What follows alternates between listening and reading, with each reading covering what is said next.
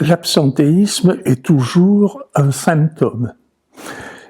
Donc la question, c'est de comprendre quel est le problème qu'il y a derrière ce symptôme.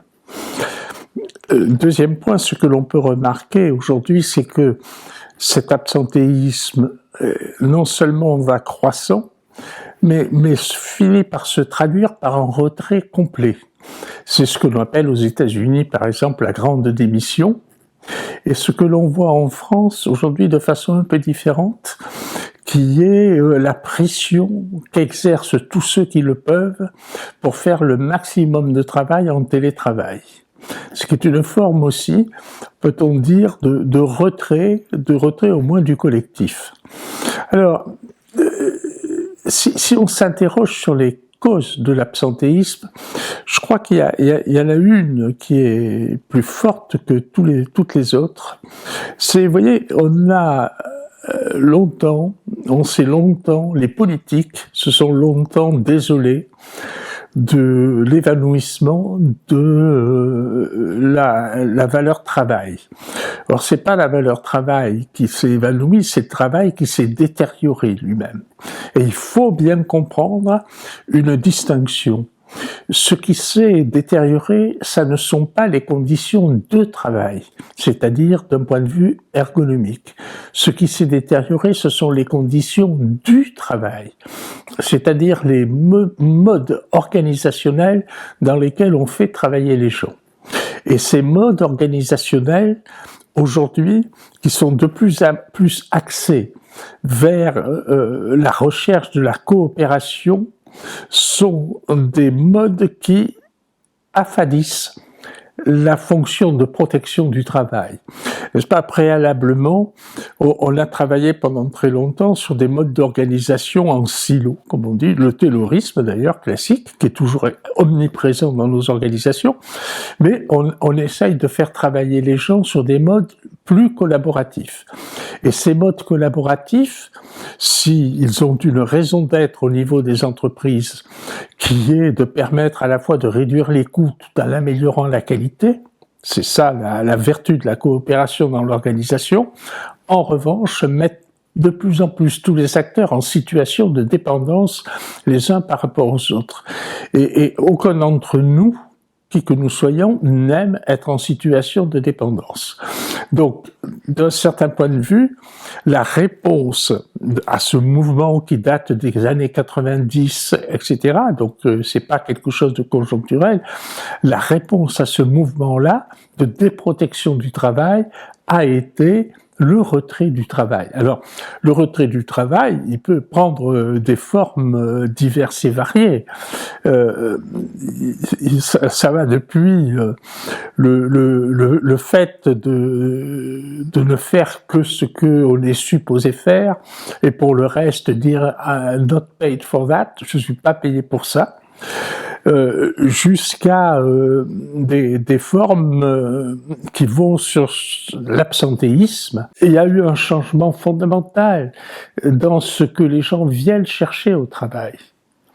Vous voyez, moi qui suis ce que l'on appelle un baby-boomer, quand j'ai fait mes études, ce qui prédominait, c'était de dire « tu te réaliseras dans le travail ».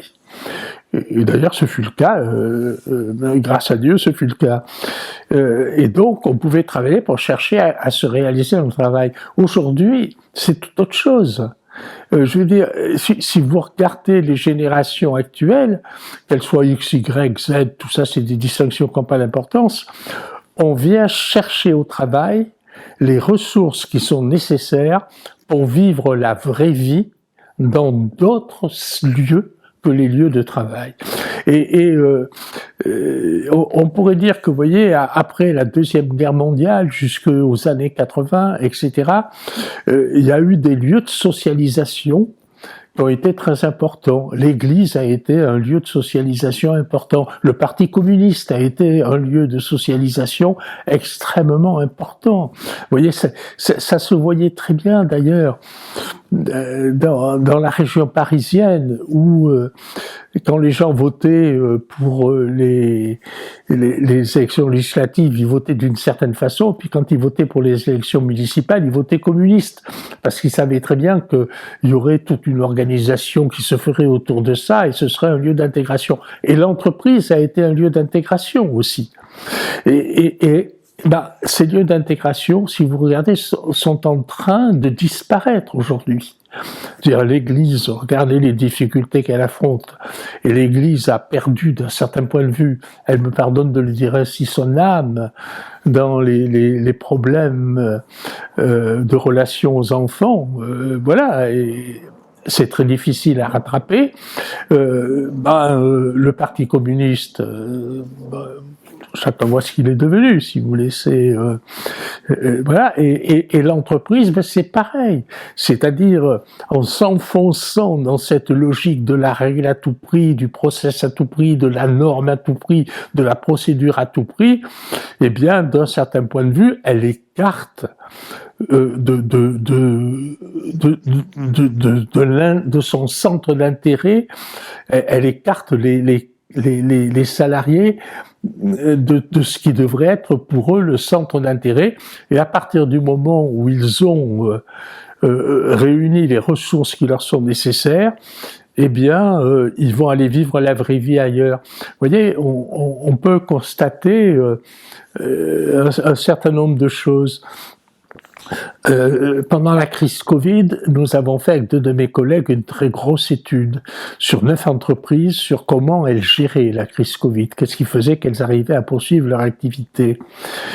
Eh bien, on s'est rendu compte d'une chose, c'est que ces entreprises, pour que les gens puissent continuer à travailler à distance, avaient choisi un certain nombre de plateformes, que ça soit Zoom, Teams, Slack, ce que vous voulez, et ces plateformes, c'était obligatoire d'aller là-dessus pour travailler, pour communiquer, etc. Et nous sommes rendus compte que les salariés, spontanément, se sont détournés de ces plateformes en disant mais on n'apprend rien là-dessus, et ont créé leur propre plateforme que l'on appelle affinitaire. C'est-à-dire on réussit à reconstituer. Alors là, il y a une plateforme qui a joué un rôle essentiel, qui est WhatsApp. Hein. Et à travers WhatsApp, ils ont réussi à constituer des collectifs affinitaires très différents des collectifs de travail, mais dans lesquels les gens se choisissaient les uns par rapport aux autres et nouaient des relations qui étaient des relations qui n'étaient pas trop ou pas beaucoup liés au travail.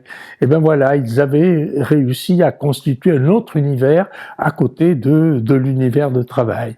Et puis, comme je le disais, il y a ce phénomène de la grande démission, comme on dit aux États-Unis, qui n'existe pas quand même dans la même ampleur chez nous, mais qui fait que bon nombre de gens cherchent à quitter les organisations dans lesquelles ils travaillent pour s'établir à leur compte, pour créer une start-up, pour faire quelque chose comme ça, mais ne pas rester dans ces espèces de lourdes bureaucraties dans lesquelles, comme je le disais, on leur demande de coopérer avec tout le monde, donc de dépendre de tout le monde en même temps qu'on les évalue individuellement. Donc ils considèrent que pour eux c'est un jeu perdant-perdant. Quand vous additionnez tout ça, vous avez les phénomènes de retrait du travail, et donc parmi lesquels il y a l'absentéisme. J'ajouterai quand même un point, c'est que pas des expériences, d'ailleurs des événements qui se sont produits il y a quelques années, qui aujourd'hui continuent à se produire, mais dans une moindre mesure, permettent de dire, même si la formule est brutale, que le suicide est une forme ultime de retrait du travail, qui veut dire qu'on n'a pas trouvé d'alternative à la souffrance que provoque le fait de travailler comme on vous demande de travailler.